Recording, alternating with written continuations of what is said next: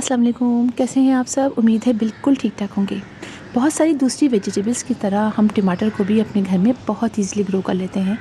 इसके लिए हम सीड बाय भी करते हैं और घर में जो हमारे फ्रेश टमाटर आते हैं उनसे भी सीड लेके हमें ग्रो करते हैं।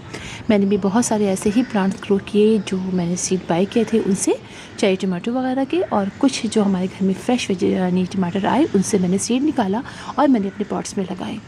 और आज माशाल्लाह सारे ही मेरे प्लांट्स बहुत अच्छे तरीके से ग्रो कर रहे हैं और मेरे छोटे से पॉट्स में ही इन प्लांट्स में प्लांट भी बहुत छोटे से हैं लेकिन उनके अंदर फ्रूट्स बनने भी शुरू हो गए हैं। तो कुछ बातें मैं आपको बताऊंगी, आप उनको फॉलो कर सकते हैं और बहुत ईजीली अपने घर में, यानी इतने छोटे छोटे पॉट्स में भी आप बहुत अच्छे तरीके से टमाटर हासिल कर सकते हैं। सबसे पहली बात ये कि ये प्लांट जो होते हैं वो शैलो रूटेड होते हैं, लिहाजा आप उनको छोटे पॉट में भी ग्रो कर सकते हैं। अब जैसे कि आप देख रहे हैं मेरे पास ये 8-8 इंच के 4 पॉट हैं। इन सब में देखिए आप, मैंने ये प्लांट लगाए हुए हैं इसलिए कि चूँकि शैलो रूटेड होते हैं लिहाजा इनमें भी आप लगा सकते हैं। तो एक लगाइए, अगर आप 10 इंच का ले रहे हैं तो उसमें भी एक लगाइए, लेकिन अगर 12 इंच का ले रहे हैं तो उसके अंदर आप 2 प्लांट लगा सकते हैं। 16 इंच में आप 3 से 4 लगा सकते हैं। अच्छा, अब जब इतने बड़े छोटे प्लांट में पॉट में आप लगाएंगे तो आप इसकी मिट्टी भी अच्छी और वेल्टेड देंगे। टमाटर के प्लांट्स को अच्छी और रिच सॉइल पसंद होती है, यानी ये कि आप 3 चीज़ें इक्वल क्वांटिटी में ले सकते हैं। एक तो आप सैंड ले लीजिए और इसके अलावा कंपोस्ट और गोबर की खाद, तीनों आप इक्वल क्वांटिटी में लीजिए और उससे अपने पॉट में प्लांट लगा दीजिए। इसके बाद जब अब देखिए प्लांट जो है हमारा छोटा है, ठीक है, प्लांट छोटा है और हम उसको फिर अगर छोटे पॉट में लगाते हैं तो उसका ख्याल भी उसी तरह रखेंगे, यानी ये कि पानी का ख़ास ख्याल रखेंगे। पानी जो है वो हमारे छोटे छोटे पॉट में बहुत जल्दी उड़ भी जाता है, एवेपोरेट हो जाता है। लिहाजा अगर छोटे छोटे पॉट में लगा रहे हैं तो आप फिर पाबंदी से उसको चेक करके दिन में 2 दफ़ा ही पानी डाल सकते हैं, इसलिए कि प्लांट को बहुत ज़्यादा आपने ड्राई होने नहीं देना। ड्राई होने देंगे तो उनकी ग्रोथ अच्छी नहीं होगी, लिहाजा आपने चेक करके पानी डालना है। और दिन में 2 दफ़ा अगर आपको लगे आपका प्लांट का सॉइल ड्राई हो गई है तो आप 2 दफ़ा पानी डालिए। बड़े पॉट में 1 दफ़ा भी चल जाता है। और अब एक और पॉइंट वो ये कि आपने अपने प्लांट को बहुत ज़्यादा देर के लिए डायरेक्ट सनलाइट में रखना है, इसलिए कि डायरेक्ट सनलाइट में ही इनकी ग्रोथ बहुत अच्छी होती है, इन पे फंगस वगैरह का इतना अटैक नहीं होता है।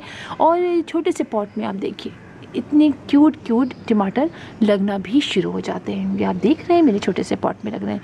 ये सब डायरेक्ट सनलाइट और जो बातें मैं आपको बता रही हूँ इन्हीं का कमाल है।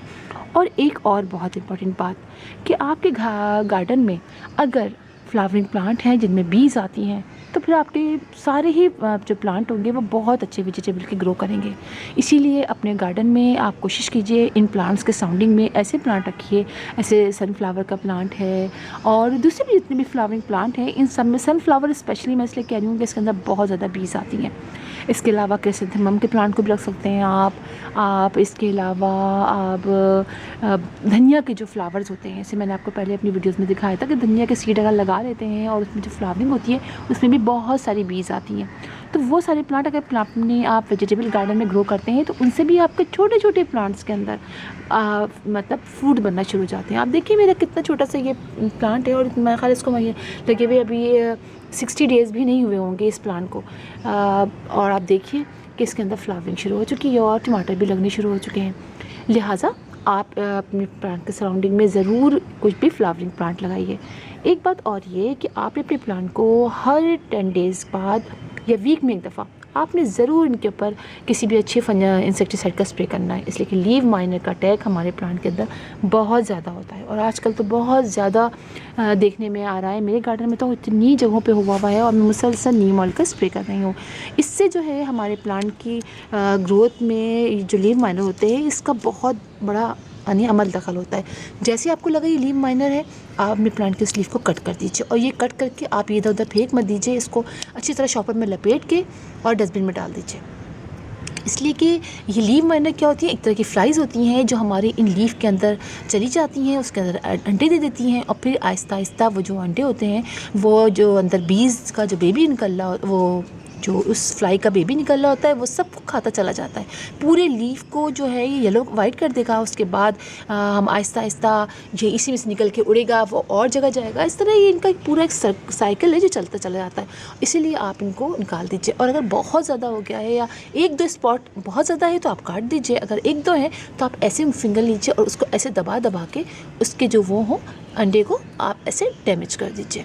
अगर बहुत ज़्यादा है। और हर हफ्ते आप नीम ऑयल का स्प्रे ज़रूर कीजिए अपने प्लांट के ऊपर। चाहे आपके प्लांट छोटा सा हो, बिल्कुल छोटा सा हो, तभी से आप ये स्टार्ट कर दीजिए, ठीक है। और हाँ, अब आपकी सब बातें हमने कर ली।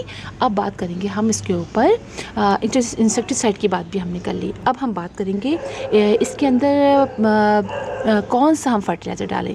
तो देखिए, सारे आपने ऑर्गेनिक फर्टिलाइज़र डालना है। आप गोबर की खाद का लिक्विड फर्टिलाइज़र डाल सकते हैं, इसलिए कि देखिए अब जगह होती नहीं है कि हम अपने गोबर मज़ीद ड्राई फॉर्म में डालें। तो सच्चा ये है कि हम सबका कंपोस्ट टी बना के दें, यानी लिक्विड फर्टिलाइज़र दें।